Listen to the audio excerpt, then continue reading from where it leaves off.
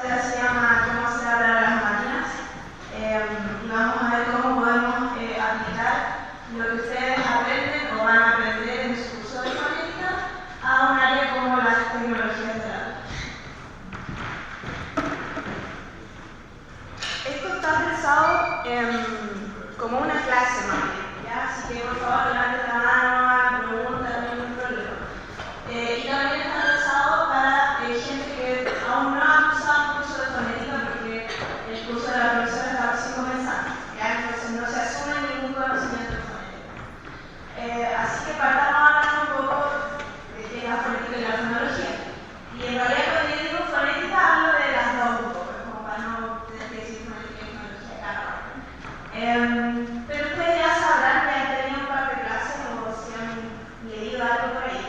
Y cuando hablamos de fonética y fonología estamos hablando de los sonidos, ¿no es cierto? De todo lo que es la parte sonora del idioma, de la lengua. Son disciplinas que están íntimamente relacionadas, pero que también tienen diferencias, ¿no es cierto? Cuando hablamos de fonética hablamos de los sonidos en su dimensión más completa, ya sea articulatoria, acústica, auditiva. En cambio, cuando hablamos de fonología es cómo esos sonidos tienen funciones en la letra, ¿no es cierto? Y generan contrastes de significado.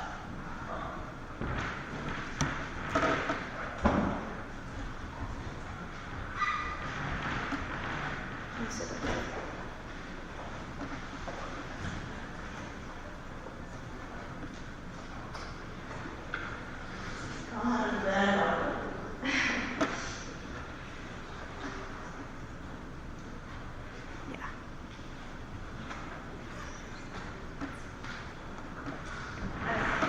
Entonces, ¿esto murió? ¿Aló? Ya. Bueno.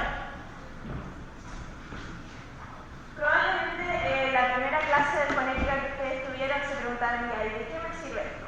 ¿No es cierto? Y hay mucha gente que se lo ha preguntado y hay un paper muy bueno de Fernández Planas que se llama ¿Para qué sirve la fonética?, en el cual ella se hace la misma pregunta y define 3 disciplinas o áreas más o menos en las que podemos aplicar nuestros conocimientos de fonética, que son, por ejemplo, la enseñanza de lenguas, en la cual obviamente cuando una persona está aprendiendo una lengua extranjera necesita aprender sobre las pronunciaciones de esa lengua, ¿cierto? Que probablemente van a tener diferencias importantes con su lengua materna.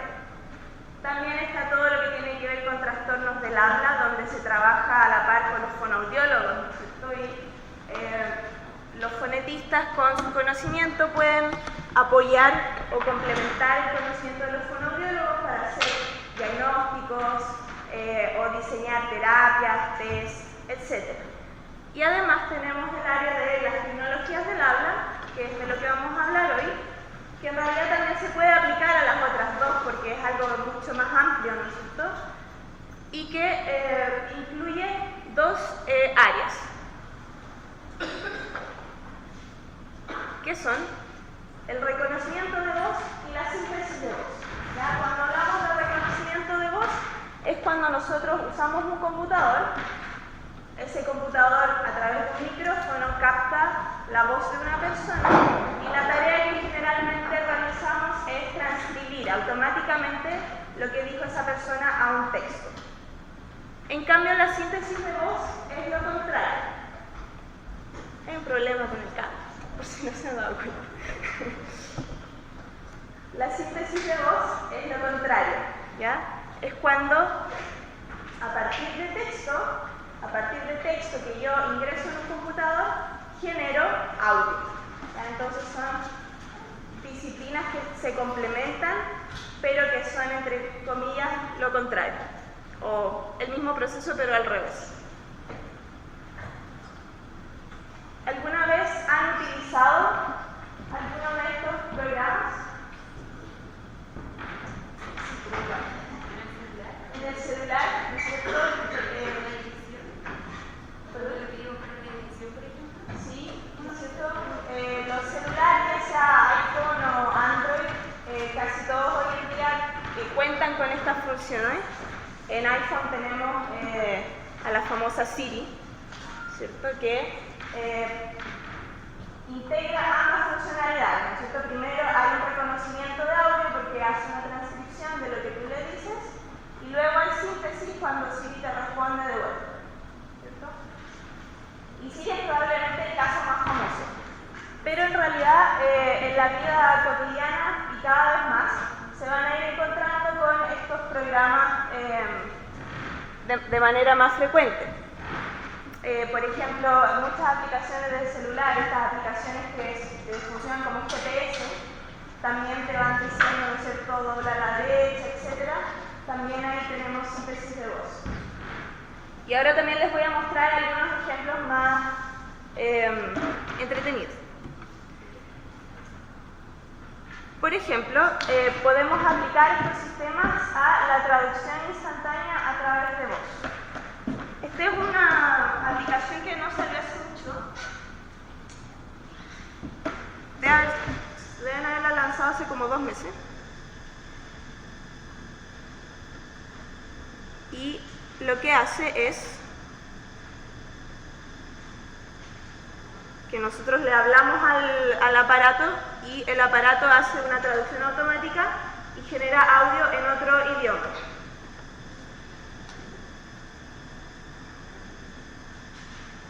I'm going to try to kiss girls I haven't met before using this translation device in.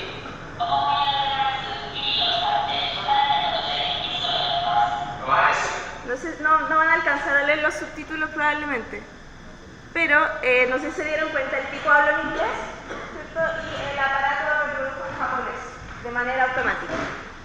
Y él quiere hacer algo muy idiota, como que dice, voy a tratar de besar a chicas japonesas usando esto. Es como que va donde las niñas y les dice, ¿te puedo dar un beso? Y se lo dice en japonés. Solo para que se rían, les voy a mostrar.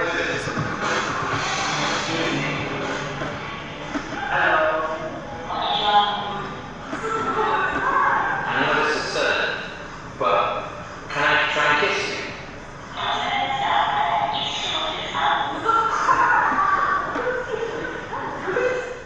Bueno, entonces funciona de esa manera. Entonces imagínense, uno puede ir a cualquier país y no necesita saber el idioma. Puede ir con este aparato y listo, ya hablamos japonés, griego, lo que usted quiera. Otra aplicación muy famosa hoy en día son los asistentes del hogar, que aún no llegan a Chile, pero son muy populares ya en Estados Unidos y en el Reino Unido. Y probablemente el más famoso es el Amazon Echo. El Amazon Echo es un aparato que tú tienes en tu casa, al cual le puedes hablar y pedir cosas y te habla de vuelta. Entonces también vamos a ver un pequeño video. Introducing Amazon Echo. And some of Echo's first customers. Echo is a device designed around your voice. Simply say, Alexa. Oh, perdón. And some of Echo's first customers. Echo is a device designed around your voice. Simply say, Alexa, and ask a question or give a command. Alexa, how many tablespoons are in 3/4 cup? 3/4 cups is 12 tablespoons. Echo is connected to... Ya. Perdón que tenga que mostrar el video así, pero si lo pongo en pantalla completa como que no funciona. Ya, entonces, no sé si se dieron cuenta, pero la señora está cocinando, ¿no es cierto? Y puede preguntarle al Amazon Echo que se llama Alexa, así como si se llama así, se llama Alexa. Alexa, ¿cuántos gramos hay en 3 cucharadas de no sé qué? Entonces Alexa le responde vuelta porque Alexa está conectada a internet, pues tú le puedes hacer cualquier pregunta que se pueda buscar en un buscador de manera automática. Y además tiene un montón de aplicaciones que se pueden añadir, que se le pueden añadir. Así suena entretenido o como ya, que bueno, pero en realidad tiene aplicaciones súper útiles también. Por ejemplo, ¿a ustedes qué se les ocurre que esto podría servir? ¿Para qué tipo de personas podría ser más útil? Personas con discapacidades. Exactamente, ¿no es cierto? Personas que tengan capacidades motoras, por ejemplo, entonces ya no necesita, una persona en silla de ruedas no necesita ni siquiera moverse para poder interactuar con el aparato y hacer cualquier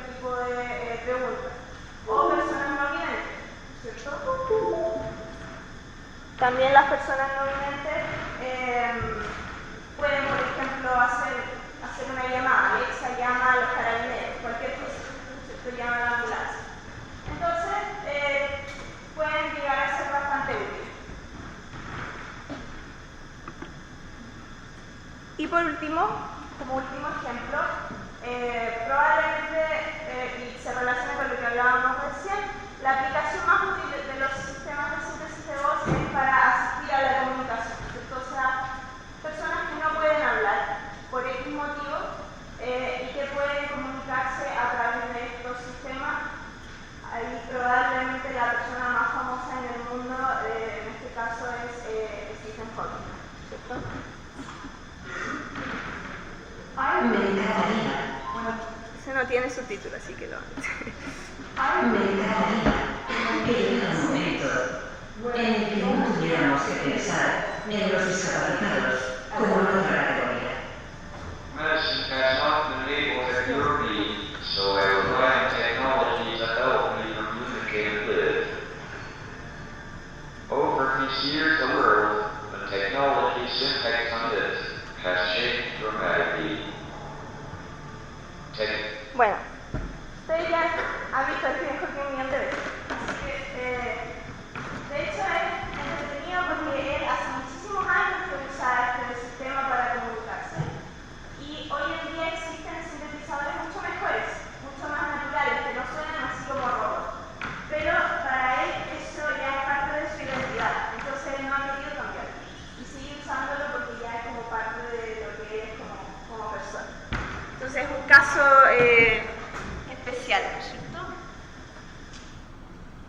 Pero entonces, esto sería una aplicación para cualquier persona que tuviera una enfermedad motora semejante a la de él, porque por cualquier motivo pierde la capacidad de hablar, ¿no es cierto?, en términos articulatorios. Y estos sistemas pueden ser usados para suplementar, para suplir esa función. Entonces, si se fijan, este ámbito de las tecnologías del habla es tremendamente interdisciplinario, ¿ya? Para crear estos sistemas participan personas de muchas disciplinas distintas.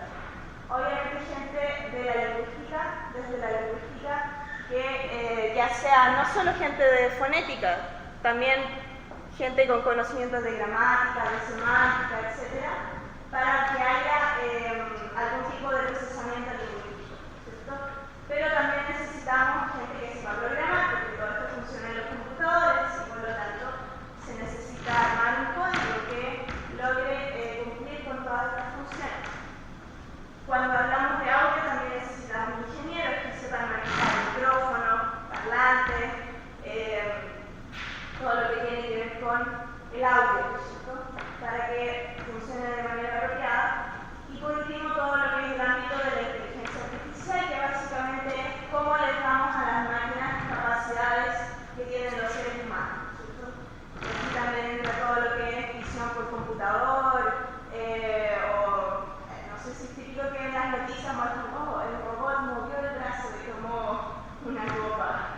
Esos son grandes logros para la inteligencia artificial, aunque no lo parezca, porque de a poquito, ¿no es cierto?, le vamos dando a las máquinas capacidades más semejantes a las del humano. Que aunque suene siniestro, tiene aplicaciones prácticas para los seres humanos. Y además de ser un campo interdisciplinario, también es un campo donde se junta de manera muy complementaria la industria y la academia, ¿ya? Los ejemplos que yo les mostré pueden venir de Apple, de Google, Microsoft, IBM, etc. Pero estas empresas trabajan en conjunto con las universidades de todo el mundo que se dedican a estas áreas. Entonces, en las conferencias, por ejemplo, no hay solo universidades, también va Google, también va Apple, y todos comparten lo que están haciendo. Y es algo que no se da en todas las disciplinas, ¿ya? Y es algo súper bueno porque hace que avance tremendamente rápido, como lo está haciendo ahora.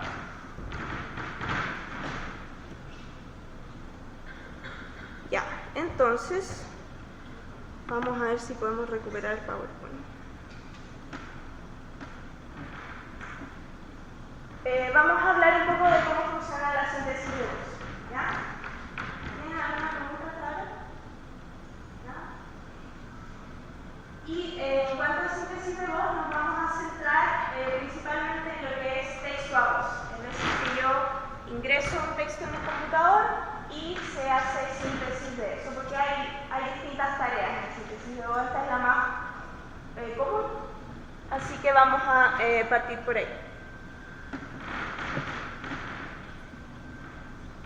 Como les decía entonces,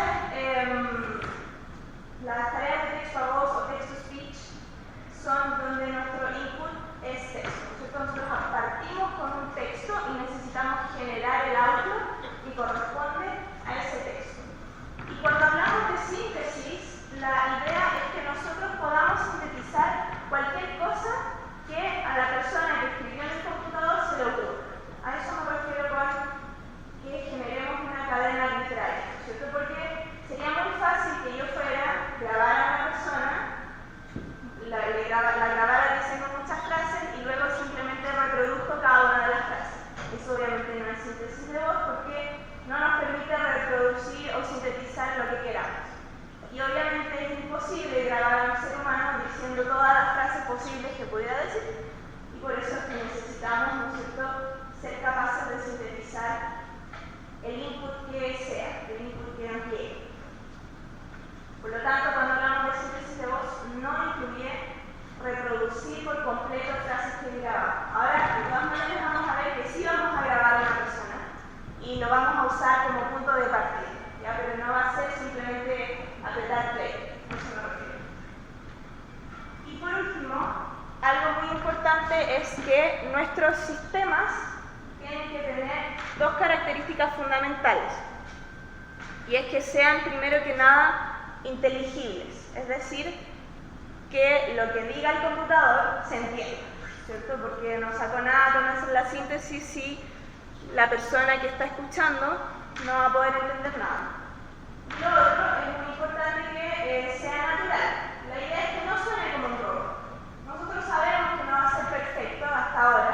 No se ha conseguido que la síntesis de voz suene completamente como un ser humano, pero la idea es que suene lo menos robótico posible.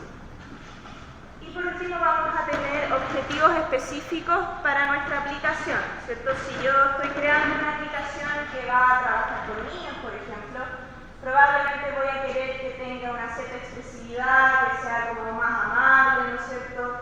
Dependiendo de lo que yo quiera o cuáles sean los sujetos que van a utilizar el sistema. Hay muchos métodos para hacer síntesis de voz, pero nosotros vamos a hablar de uno en particular, que es la síntesis por selección de unidades. ¿Ya? Así se llama. Síntesis por selección de unidades. ¿Y de qué se trata? Vamos a decirlo primero en palabras muy simples. Primero vamos a grabar a una persona. Como ya dijimos, no podemos grabar a esa persona diciendo todo lo que esa persona pudiera decir, pero la voy a grabar por un par de horas. Y luego cuando yo necesite hacer síntesis, voy a tomar pedacitos de esas grabaciones. ¿Ya? Pueden ser palabras, pueden ser sílabas, etc. Y las voy a recombinar para crear el input que se me está pidiendo, así como los leo. ¿Ya? Quizá yo no tengo una figura de Lego que es la que estoy buscando, pero sí la puedo crear a partir de piezas más pequeñas. Por eso se llama selección de unidades. Entonces, en mi base de datos de grabaciones voy a buscar estas unidades o pedacitos de audio. ¿Cierto? Tengo una base de datos con audios y voy a tomar un pedazo de esta, un pedazo de esta otra y un pedazo de esta otra para armar el audio que necesito.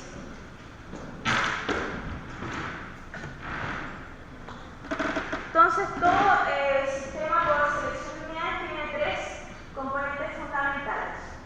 Una base de datos con grabaciones almacenadas, un módulo de análisis lingüístico que va a ser en el cual nos vamos a centrar hoy día y que vamos a explicar con más detalle, y además un módulo de procesamiento de audio que es el que pega los pedacitos de audio, ¿no es cierto? Porque no podemos simplemente hacer copy-paste, sino que tiene que haber un poco de procesamiento ahí de señales para que la señal final sea la adecuada, pero en eso no nos vamos a meter.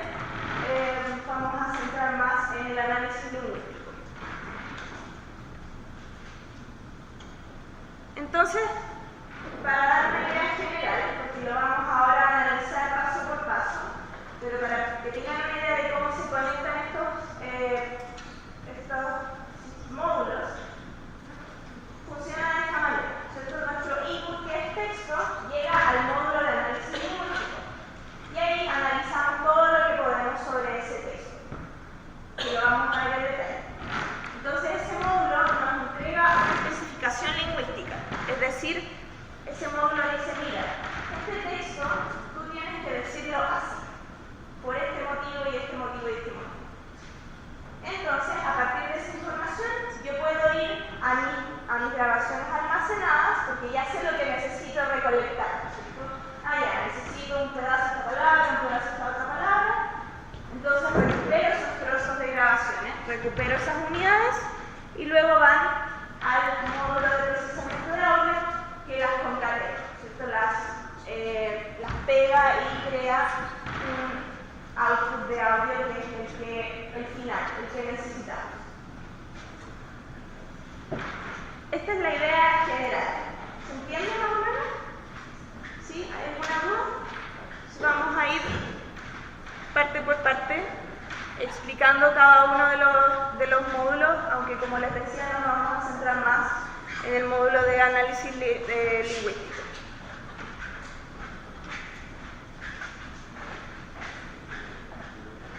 Dejémoslo ahí. Hablemos sobre las grabaciones primero. Nuestro sintetizador va a hablar como alguien, ¿ya? Por lo tanto, esa persona a la que yo voy a grabar, la tengo que escoger con mucho cuidado, porque mi sintetizador va a hablar como esa persona, ¿ya? Así que piénsenlo 2 veces antes de ofrecerse para que sean grabados para ser un sintetizador, porque su voz va a quedar ahí para siempre, ¿ya? Por lo tanto, yo tengo que pensar muy bien para qué va a ser mi sintetizador, ¿cierto? Como decíamos recién, si yo voy a hacer un sintetizador que interactúe con niños, probablemente quiero una voz amable, no una voz siniestra, ¿no es cierto?, que asuste a los niños. O si tengo una aplicación para un banco, voy a querer una voz formal, seria, más o menos de mediana edad, ¿no es cierto? No una voz joven, así, formal, etc. Por lo tanto, eso es fundamental. ¿A quién voy a grabar? Y como les decía recién, es imposible que yo grabe todo lo que pueda decir esa persona, por lo tanto tengo que pensar muy bien qué voy a grabar, ¿ya? ¿Cómo hacemos esto? Nosotros escogemos texto y le pedimos a esa persona que lea el texto en voz alta y la grabamos. Por lo tanto, ese texto yo también lo voy a escoger dependiendo de qué va a ser mi sintetizador. Si mi sintetizador es para un GPS, entonces probablemente le voy a pedir a la persona que lea frases como dobla a la derecha, sigue por 5 kilómetros, bla, bla, bla. ¿Cierto? Para aumentar la probabilidad de que cuando yo busque en mi base de datos tenga los pedazos que necesito, ¿cierto? Por lo tanto, el procedimiento es que elijo una parte, obviamente del idioma que yo quiera sintetizar, elijo el texto que va a leer ese hablante, hago que lo lea en voz alta, lo grabo y luego almaceno tanto el audio como el texto. ¿Por qué? Porque cuando yo vaya a buscar pedazos de grabaciones a mi base de datos, necesito saber qué dice, ¿no es cierto?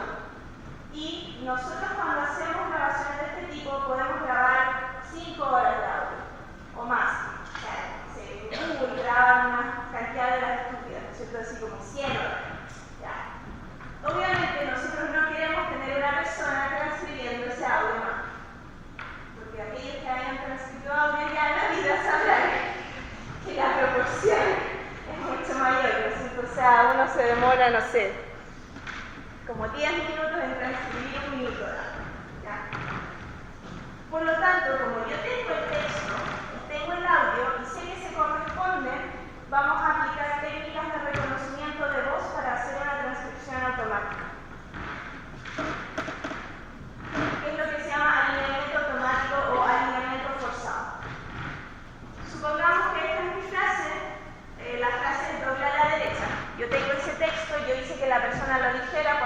sé que se corresponden. Mi transcripción puede ser la que yo quiera, ¿no es cierto? Puedo transcribir palabras o sílabas o, digamos, letras o sonidos, etc. Entonces, como yo ya tengo este texto, lo único que tengo que encontrar son los límites, ¿cierto? Y para eso existen las técnicas de reconocimiento de voz que, de manera automática, usando algoritmos, encuentran esos límites entre las palabras o los sonidos, ¿ya? No nos vamos a meter ahí porque eso es como otro día, pero es un paso fundamental, ¿no es cierto? Porque yo necesito saber dónde está esta palabra en mi base de datos o dónde está la D. Si yo después quiero ir a sacar una D, necesito saber que esa D empieza aquí y termina ahí. Entonces imagínense, si esto queda mal, yo voy a ir y voy a decir, oh sí, estoy sacando una D, pero al final era cualquier otra cosa. Entonces obviamente el output no va a ser el deseado. ¿Ya?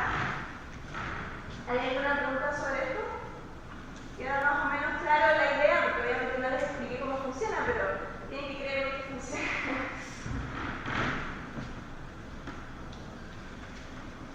Entonces, tenemos nuestra base de datos de grabaciones, tenemos grabaciones de texto y las tenemos alineadas.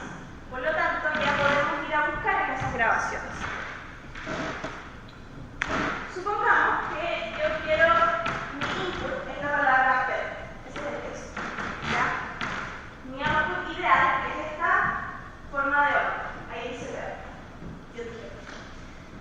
Y aquí hay una base de datos donde tengo tres palabras. Tengo la palabra pera, tengo la palabra ropa y tengo la palabra cerro, ¿ya? Pero no tengo la palabra pera, por lo tanto tengo que crearlo, ¿cierto? A partir de lo que sí tengo. Tengo la sílaba P en pera, pero tengo dos sílabas ro, ¿no es cierto? Tengo la primera sílaba de ropa y tengo la segunda sílaba de cerro. Por lo tanto, tengo que escoger. La pregunta es ¿cómo escojo? ¿Qué información uso para hacer esa selección?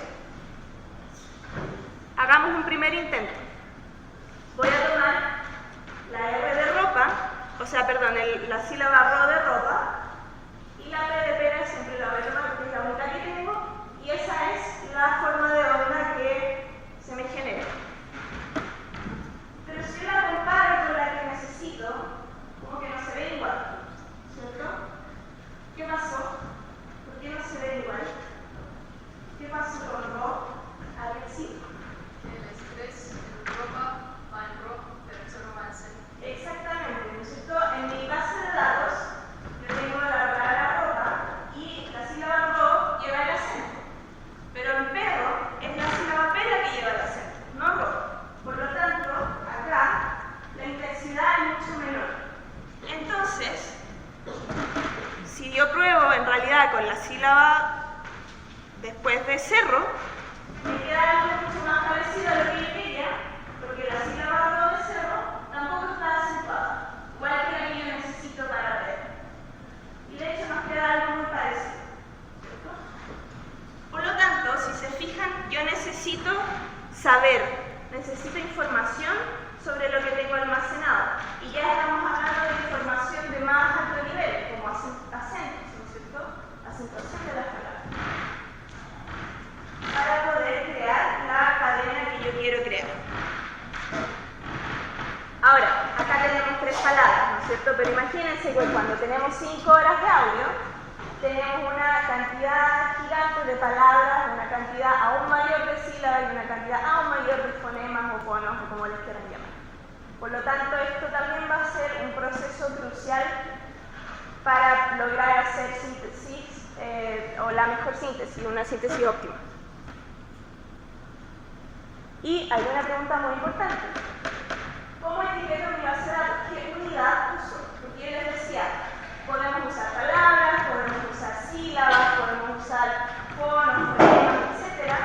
Pero en realidad tradicionalmente en síntesis de voz no hemos usado ninguna de esas, sino que usamos los dífonos o difonemas, diphone en inglés, que son los siguientes. Esta transcripción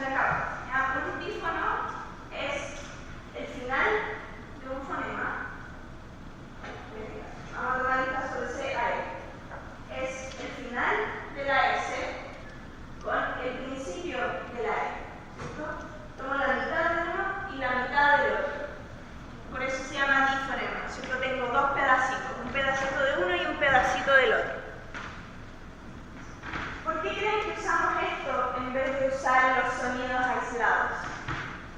¿Alguien se le ocurre? ¿Sí? Los sonidos que van antes y después del sonido objetivo que se quiere reducir afectan hacia adelante y hacia atrás los sonidos. Exactamente, ¿no es cierto? En la fonética hay algo que se llama articulación y que es muy importante, porque como dice él, afecta nuestra cadena, ¿no es cierto? Si yo tengo una S en una parte de mi cadena, esa S va a ser muy distinta dependiendo de lo que hay antes y de lo que hay después. Y además recuerden que después de que nosotros seleccionamos nuestros pedazos de audio, los tenemos que juntar, ¿no es cierto? Si se fijan, acá al final de la S, aquí, la forma de onda cae, ¿cierto? No hay una transición suave, ¿no es cierto? Sino que caemos a cero y después empieza la E. Entonces, si yo trato de juntar ondas en ese lugar, es muy probable que después yo genere clics. Que suene esto. Clic. Eso es malo. ¿Ya? No queremos que nuestro audio esté lleno de y cosas por el estilo. ¿Ya? En cambio, si yo pego los sonidos en lugares más estables de la onda, como acá, a la mitad de la onda, como aquí, no importa si hay una pequeña diferencia, perceptualmente no se va a notar tanto como los clics, pero los clics son muy notorios perceptualmente, los escuchamos con mucha facilidad. Por lo tanto, esta elección del difonema es por estas dos razones, para tener en cuenta la articulación y para que después, cuando yo haga el procesamiento de audio, sea más fácil y no haya que hacer un procesamiento tan intenso, digamos, de la señal. Y entonces la otra pregunta es lo que decíamos recién. Si yo tengo esta multitud de opciones, necesito hacer la elección correcta. ¿Y cómo lo hago? ¿Cómo obtengo la información del acento? ¿Cómo obtengo la información de la articulación? A través del módulo de análisis lingüístico, que es lo que vamos a ver ahora. ¿Hay alguna pregunta hasta este momento? ¿No? ¿Lo que queda? No, ya. Entonces, como decíamos recién, el módulo de análisis lingüístico o front-end hace el análisis del texto, ¿cierto? Y vamos a tratar que nos entregue la mayor cantidad de información posible sobre ese texto. Lógicamente depende del idioma, ¿ya? O sea, yo voy a necesitar un front-end para el español, otro para el inglés, y van a funcionar de manera muy distinta, porque la relación que hay entre las letras y los sonidos del idioma es muy distinta, ¿cierto? ¿Qué pasa en inglés cuando uno trata de leer algo que no conoce? Esto puede sonar de cualquier forma. En cambio, en español esa relación es mucho más simple. Aunque nosotros no conozcamos la palabra, probablemente vamos a llegar a una pronunciación correcta si la leemos en voz alta. ¿Ya? Pero de todas maneras, vamos a necesitar conocimientos sobre ese idioma, de pronunciación, de entonación, incluso de la gramática. Si ya nos vamos hacia un front-end súper complejo, también de la semántica del idioma, para poder hacer este análisis. A su vez, este módulo está compuesto de una cadena de módulos, ¿ya? Nosotros recibimos el input y luego vamos a un módulo que hace tokenización y normalización. Vamos a explicar cada uno. Luego, el output de ese módulo va a otro módulo que hace el análisis gramatical, luego la transcripción fonética, luego el análisis suprasegmental y luego generamos toda la información que necesitamos. Entonces vamos a verlos uno por uno con un ejemplo, ¿ya? Supongamos que la persona pidió esta frase. El doctor Hernández vive en el departamento 5. Pero la tipió de esta manera, ¿no es cierto? Con las abreviaciones y con un número. El doctor Hernández vive en el departamento 5. Lo primero que hacemos entonces es ir al módulo de tokenización y normalización. ¿Qué es tokenizar? Es separar esa frase en unidades que nosotros llamamos tokens porque simplemente no nos queremos casar con la palabra, porque hay muchas definiciones, ¿ya? Pero básicamente lo que hacemos es separar por espacio en blanco, nada más, para el español. Ahora, la tokenización para el chino o otros idiomas es muy distinta porque, como ustedes sabrán, no hay espacio en blanco. Por lo tanto, lo primero que hay que hacer es saber dónde están las palabras. Pero en este caso, así, ¿no es cierto?, separamos por espacio en blanco y tenemos cada uno de nuestros tokens. Y luego normalizamos. ¿Qué es normalizar? Es expandir este tipo de palabras como las abreviaciones, ¿cierto?, las siglas, porque yo no quiero que el sintetizador diga Hernández vive en el algo, porque ahí hay un número, no hay letras, ¿no es cierto? Por lo tanto, hay que normalizar ese tipo de tokens y nos quedamos con la expansión, ¿no es cierto? Se lo deletreamos, por decirlo así. El doctor, ¿cierto?, Hernández vive en el departamento 5. Luego, cada uno de esos tokens va al módulo de análisis gramatical. En este caso, vamos a hacer un análisis gramatical muy sencillo y solamente vamos a recabar información de cuál es la clase de palabra de cada uno de los tokens. ¿Qué pasó?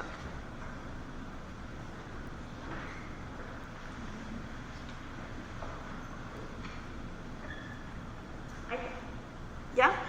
Es decir, yo quiero saber si la palabra es artículo, sustantivo, verbo, etc. ¿Por qué nos importa esto? ¿Qué clase de influencia puede tener en la pronunciación? Porque acuérdense que nuestro objetivo es establecer cómo se pronuncia esa frase. ¿Qué me importa a mí si la palabra es un verbo o un sustantivo? ¿A alguien se le ocurre? ¿Sí?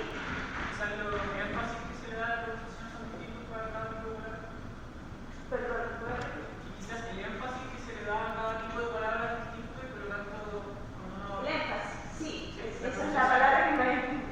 Exactamente.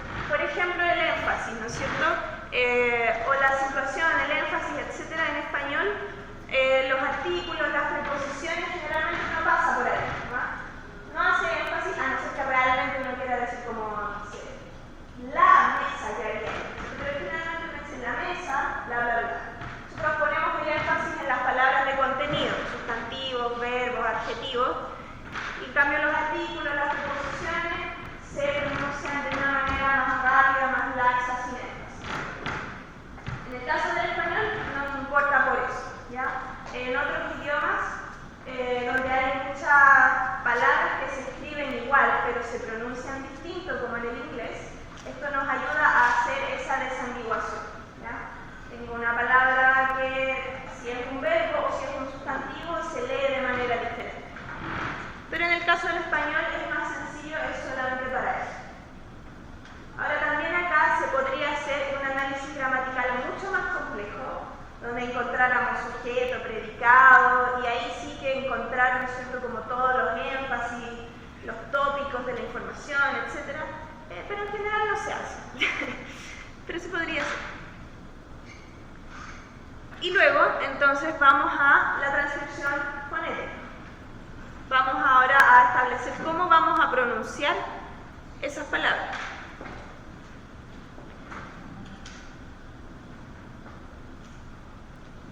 Para establecer esto, ¿no es cierto?, yo necesito conocer cuál es la relación entre las letras y los sonidos del idioma, como decíamos recién.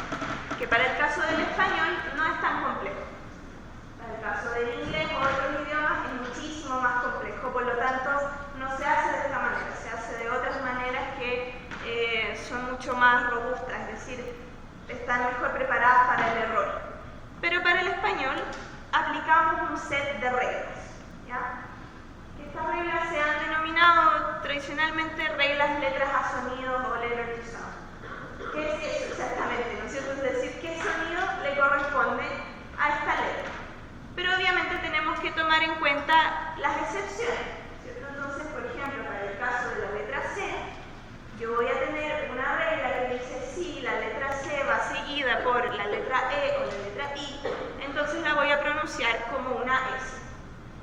cambio, si la letra C va seguida por una O, una U o una A, entonces la voy a pronunciar como K. ¿De acuerdo? Y para eso no hay que ser fonética. Hay que hablar español, ¿no es cierto? Y tener alguna idea nomás de la ortografía y punto. Así que hasta ahí estamos bien, ¿no es cierto? Ya eso lo puede hacer cualquier persona que tenga conocimiento del español y es lo mismo.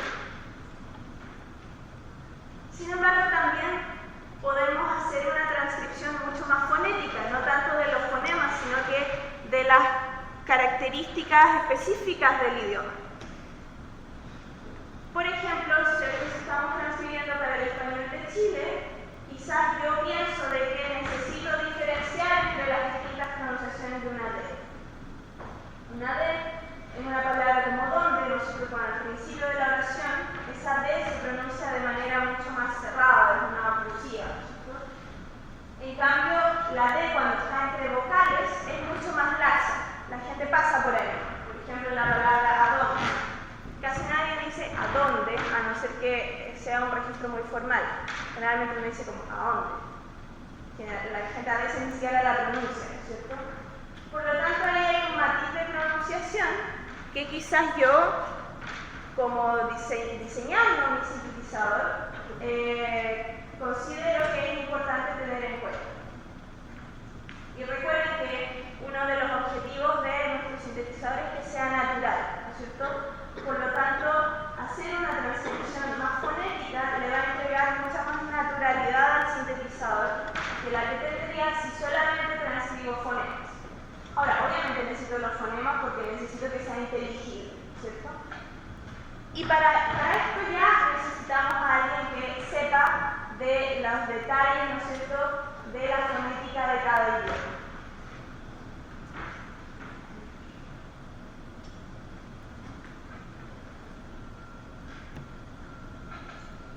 Ahora también, como decíamos recién, va a depender de la aplicación, ¿no es cierto? Quizás yo tengo un sintetizador que requiere ser muy formal, entonces no necesito que diga a dónde, sino que diga a dónde. Por lo tanto, me voy a basar solamente en la transcripción más fonológica. También va a depender de la persona a la que grabamos. ¿Ya? Básicamente nosotros necesitamos representar cómo habla esa persona. ¿Ya? Entonces, si esa persona tiene esas pronunciaciones, sería bueno que yo las incorporara para que después, cuando yo haga la selección de las unidades, sea más correcta. Yo tenga la información correcta de cómo se dijo, cómo se pronunció esa palabra. Entonces tenemos algún tipo de transcripción, no vamos a decir que es fonética ni fonológica, da lo mismo, son terminologías que en este caso no nos importa, para cada palabra. Y luego pasamos a un análisis suprasegmental, es decir, que incorpora a más de uno de estos sonidos, donde vamos a hacer cosas como silarificar, establecer dónde está el acento, establecer dónde tengo que insertar pausas y, en algunos casos, establecer marcas de entonación. La silarificación para el español normalmente no es tan compleja, también se puede hacer a través de reglas. Para otros idiomas, normalmente como el inglés, hay que tener un sistema mucho más automático. Y esto también influye en la pronunciación. Por ejemplo, para el español de Chile, nosotros sabemos que la S al final de sílaba suele ser aspirada. Por lo tanto, si yo quiero dar esa información al sintetizador, primero necesito saber dónde está la sílaba para poder decir, esta S está al final de esta sílaba, por lo tanto, pronúnciala de esta manera. Luego, para establecer dónde están los acentos, podemos usar reglas de acentuación. Sí somos bastante inocentes porque la gente ya casi no usa acentos cuando escribe. Pero se puede hacer de esa manera simplemente, o podemos tener un mecanismo mucho más complejo que haga una predicción de dónde deberían ir los acentos, como cuando usted escribe en Word y Word le dice, oye, aquí va un acento, y por lo tanto ya no se preocupan de poner los acentos. Se puede hacer algo parecido, ¿cierto? En cuanto a pausa, podemos simplemente basarnos en la puntuación. Si la persona puso una coma, un punto, agregamos una pausa.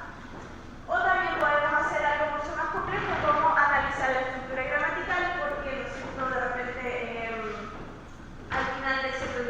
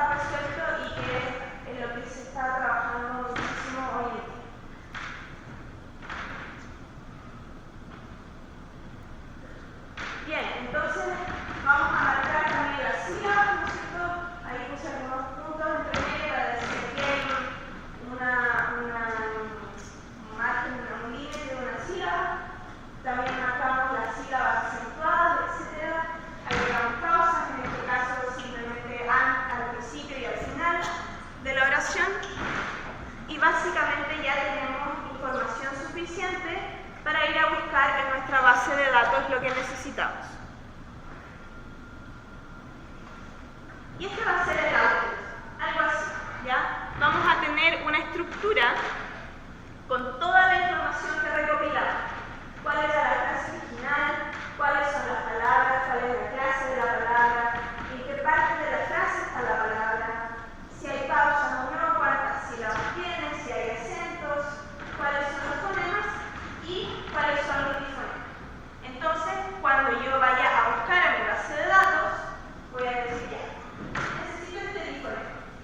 Comienza con E y termina con N, pero lo necesito en una sílaba no acentuada, en una palabra de una sola sílaba, después de una pausa, al principio de una oración y como parte de una artículo. O eso es el ideal, ¿no es cierto? Puede ser que no lo encontremos en nuestra base de datos, pero ahí ya podemos buscar algo parecido. Pero lo importante es que le entreguemos toda esa información al sistema para que pueda ir a hacer la búsqueda en la base de datos. Entonces, mientras más información tengamos, mejor, porque el sistema va a poder tomar literalmente una decisión más informada de cuáles son las unidades que son óptimas para hacer la síntesis.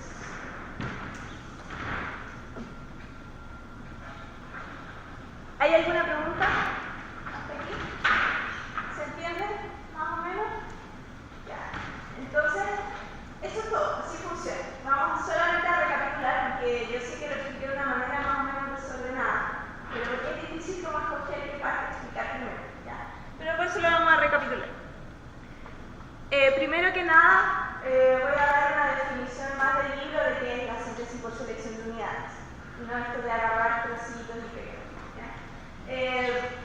Taylor, en un libro muy bueno de técnicas de síntesis de voz, la explica de esta manera. La idea es que para cada tipo lingüístico se tiene un número de unidades que varían en términos de prosodia y otras características.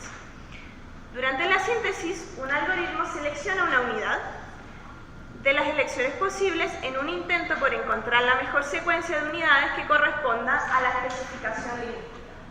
Entonces, si yo les hubiera puesto esto al comienzo, no hubieran entendido nada, pero espero que ahora sí tenga sentido. ¿Tiene sentido? Bien. Esa es la definición de selección por unidades, ¿no es cierto? Entonces, si volvemos a nuestro esquema, ya sabemos que tenemos los tres componentes esenciales: el análisis lingüístico, con cada uno de sus submódulos, hace un análisis, ¿no es cierto?, del texto. Nuestras grabaciones, es importante que escojamos al hablante correcto y alineamos texto y voz. Y luego el procesamiento de audio, que no lo vemos en detalle, pero que básicamente utiliza técnicas de la ingeniería para poder concatenar y reconstruir la señal que queremos sintetizar. Y por lo tanto, a este esquema lo único que nos falta agregar y que no he mencionado y que también es muy importante es el algoritmo de búsqueda de las unidades. Porque esta búsqueda no la hacemos manualmente, ¿cierto?, sino que hay un programa que hace esa selección de manera automática utilizando esta información, y que también es parte esencial del sistema, ¿ya? Y para eso ya hay algoritmos recontra aprobados que todo el mundo sabe que funcionan y que simplemente utilizan esta información y le dan una nota, por decirlo así, a las unidades que están en la base de datos con respecto a esa información, y la tienen con nota, la eligen, ¿ya? ¿Hay alguna pregunta con respecto a este proceso? ¿Alguna parte que no haya quedado muy clara? ¿Algo que se les ocurra que falte?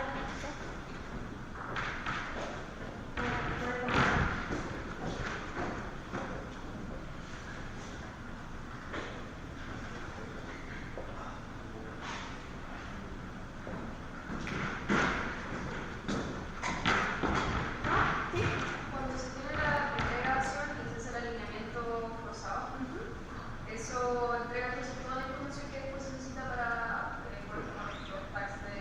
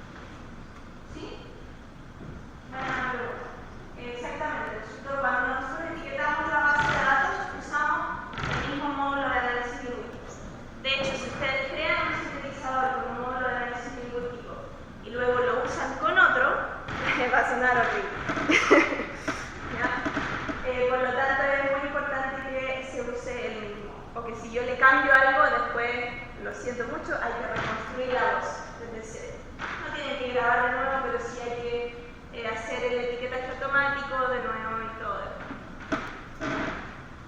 ¿Alguna otra pregunta?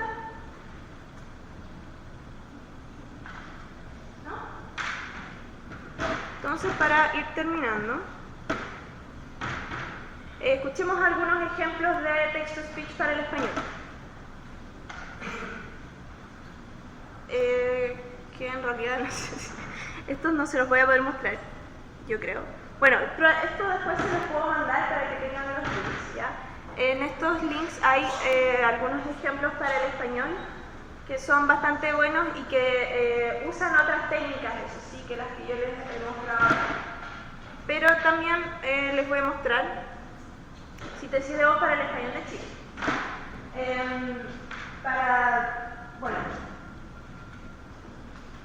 Para mi tesis del magíster, donde yo aprendí a hacer estas cosas, hice un sintetizador de voz para el español de Chile. ¿Ya? La primera fila tiene ejemplos de síntesis con selección de unidades. ¿Ya? Entonces, vamos a escuchar. No va a sonar bien porque eso suena muy mal. Pero con suerte van a notar que suena como un chileno. Lo cual es maravilloso.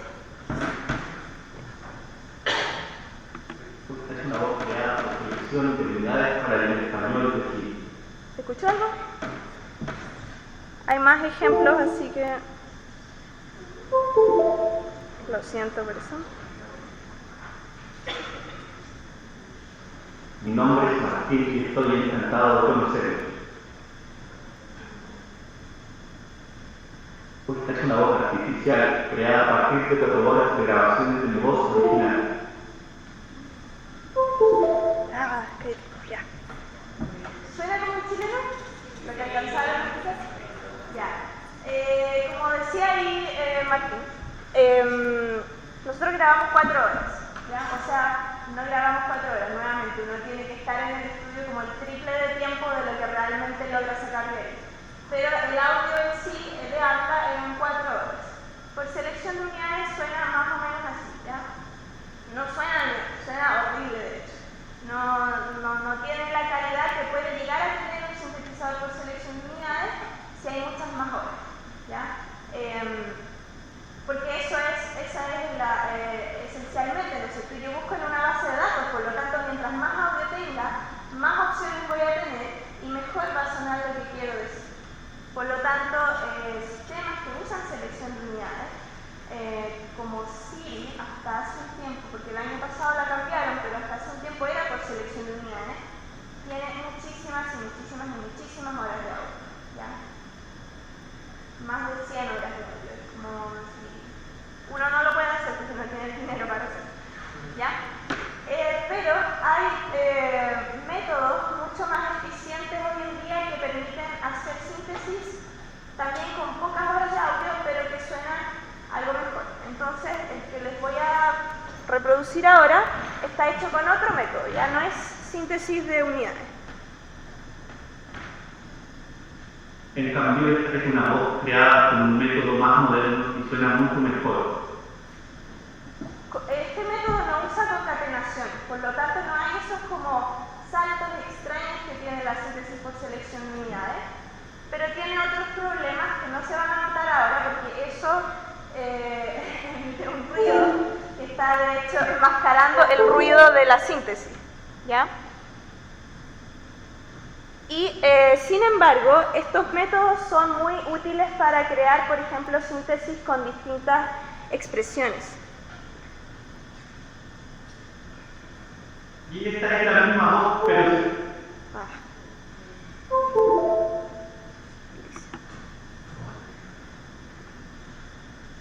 Y esta es la misma voz, pero se supone que debería sonar más enojado. ¿Suena más enojado? Ya. La ventaja de otros métodos que existen hoy en día es que se puede hacer este tipo de cosas, ¿ya? Que suena chistoso. Pero uno no lo hace solo por chiste, sino que imagínense una persona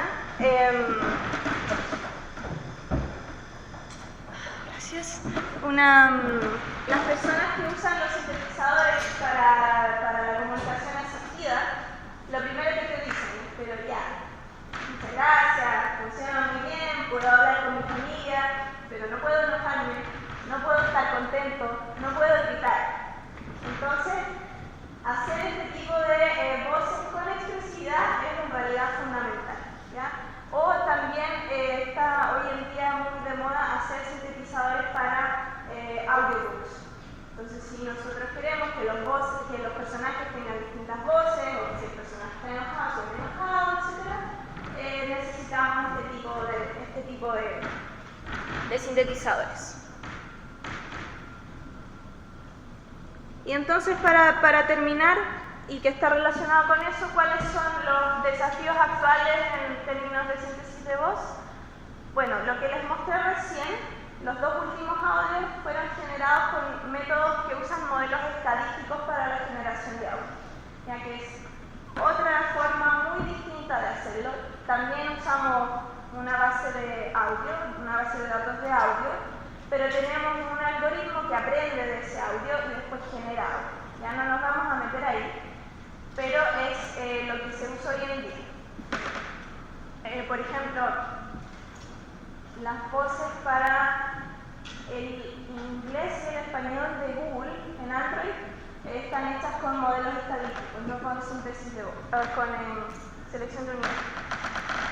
Entonces, dentro de los temas de investigación, tenemos lo que decíamos recién, hacer voces más expresivas, hacer síntesis de voz a voz, que es lo que veíamos un poco con este aparato, ¿no es cierto?, de la traducción, que no hay texto involucrado, ¿no es cierto?, sino que es solamente voz. Hay un área que se llama adaptación, que también al principio es muy chistoso porque la gente simplemente parte haciendo como, ya, este es una mujer y yo lo cambio para que suene como un hombre. Entonces, ¿ya? Pero también tiene algunas aplicaciones más prácticas o que pueden ser útiles, por ejemplo, en el área de los videojuegos y cosas así, cuando la gente está jugando videojuegos y usa cuestiones para hablar, ¿cierto?, y comunicarse con otros jugadores, poder hacer traducción automática y algún tipo de modificación de lo que ellos quieran. ¿Cómo integramos estos sistemas a sistemas de diálogo, robots o otros agentes como el Amazon Echo, ¿no es cierto? Porque ahí ya hablamos de otros requerimientos, ¿cierto? De requerimientos de memoria, de velocidad, de que la cuestión tiene que funcionar así, ¿no es cierto? Yo no puedo estar esperando así 10 segundos que haga la síntesis, sino que tiene que ser muy rápido. Y hay también otros objetivos más nobles, como por ejemplo, estos sistemas se pueden usar para proteger o documentar y difundir idiomas que están en peligro de desaparecer, ¿cierto? Quizás que el último hablante de la lengua X y yo puedo hacer un sintetizador para que esa voz no se pierda jamás y quede en alguna parte del mundo guardada y que cualquier persona pueda ir y usarla. Entonces, solo para terminar, en cuanto a las aplicaciones de la fonética, pueden leer ese paper de Fernández Planas, que es súper cortito y es bueno. Y también en la página web de Gis Terry, él también muestra muchos ejemplos de aplicaciones de la fonética. Y como introducción a la síntesis de voz, lamentablemente no hay mucho en español, la mayoría está en inglés. Pero supongo que PowerPoint después lo vamos a mandar, así que no importa. Página web del profesor de Edimburgo que tiene un montón de ejercicios súper buenos y súper claros para jugar y uno puede aprender muy fácilmente. Y libros introductorios donde, si están interesados, pueden leer esos capítulos. O me pueden escribir un correo.